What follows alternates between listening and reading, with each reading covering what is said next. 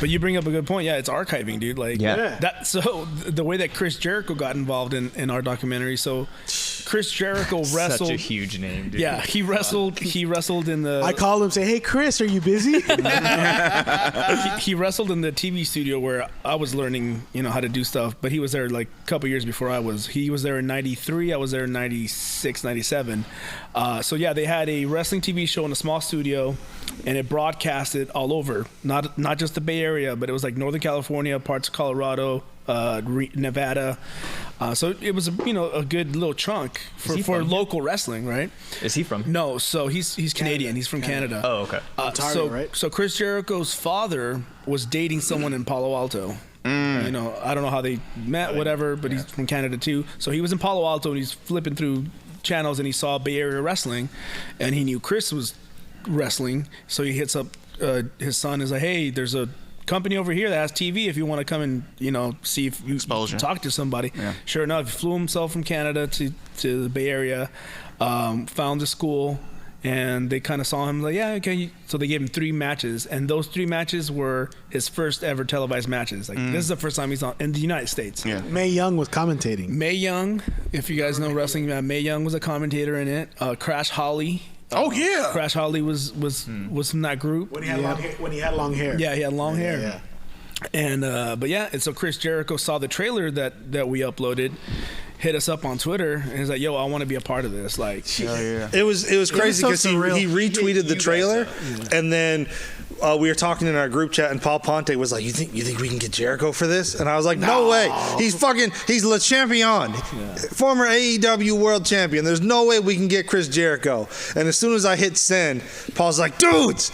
and send us a screenshot of like the Indie Handshake inbox where Jericho reached out like, "Hey, I want to be a part of this." Jericho's like, "I don't know who's on the other side of this, but I was a part of Woody Farmer." Who books this? Reading that and going, yeah, pretty much. "Oh my gosh, this is really happening! I can't believe I'm looking at who this." Who books this? That's amazing. He sent us an interview. We sent him the questions. He had his professional team to shoot. Yeah, like he had the AEW like TV production crew like film his interview, and they sent it to us. I saw. And it's funny because he obviously sent me the raw footage, and it was hilarious because at one point, he's answering the questions, and they're in an arena, so they started doing a sound check. You can hear that bam, bam, bam, bam, the music, and Chris Jericho's yelling him, "Tell him to turn it off! I'm recording something!" And I'm like, "That's right, motherfucker. You're recording for Indie Handshake for Jesus Christ. Y'all better shut that shit off right now." You have that footage? Is he on tour with Give us some respect. I have it. Yeah, but it's like, that's right. That's dope. You have the footage of him yelling? Yeah, but I'm not gonna damn. Okay. Yeah. Was he on tour with his band or? No, he was also a wrestling musician too. He was wrestling. Yeah. It was like they were playing the theme music and stuff. And then he had us on his podcast, which was How was that? That was dope, man.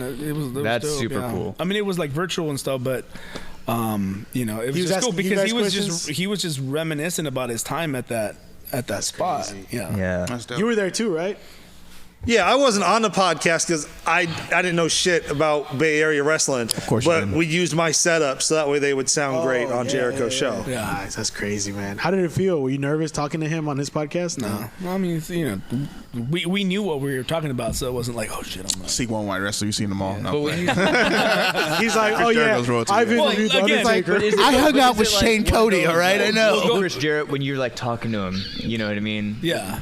Like, is it starstruck at first, or you're like, nah? Well, like I said, growing up, we interviewed like The Undertaker, Stone Cold. Like we've done it all. So you went past the starstruck. Yeah, so it was like, I was like, Jericho's a little down, a little below Undertaker, so we're cool. Hey, do you know Mark, my friend? They call him Undertaker. Yeah, I was just talking to Jeff the other day. Got out of rehab again. Did you? Yeah, exactly. Do you think you'll do another anything because I'm pretty sure you have more footage. Yeah, there's a lot of footage still out there. You're working on something right now that you'd work. Yeah, this is another wrestler that was a friend of ours that passed away in 2011. He was better known. He's better known in Japan and Puerto Rico than he was.